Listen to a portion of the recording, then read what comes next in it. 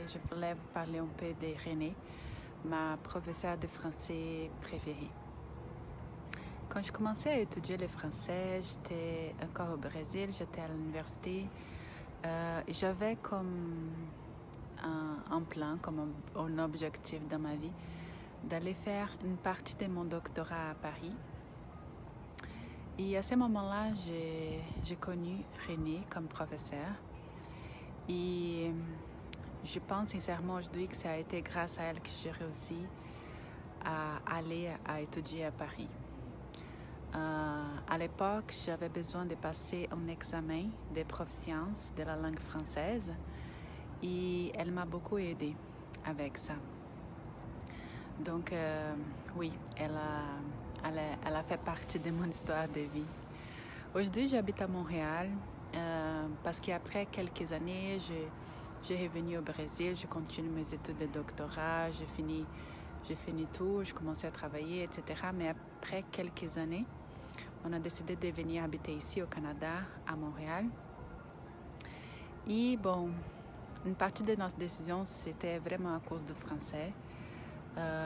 Ici, le français, c'est la langue officielle. C'est vraiment important de savoir le français pour pouvoir étudier, pour pouvoir travailler, pour continuer les études, pour faire une équivalence de diplôme, comment je l'ai fait. Donc, aujourd'hui, ça fait plus que 3 ans qu'on habite ici. Ça va très bien, la vie. C'est sûr qu'après que je suis venue, j'ai appris beaucoup plus le français. Mais je pense sincèrement que ça a été grâce au français que j'ai appris avec Renée que tout ça a été possible parce que j'avais déjà une importante base de français appris au Brésil avant d'aller à Paris et avant de venir ici. Donc, si vous cherchez une professeure de français, je recommande Renée sans hésiter. Elle est très bonne, elle est très intelligente, très sensible. Je la connais, ça fait plus que 10 ans. On est encore en contact parce qu'elle est très sensible, elle est aimable comme personne. Je l'aime beaucoup. OK?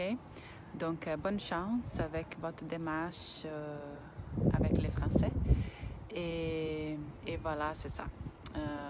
Merci beaucoup et au revoir.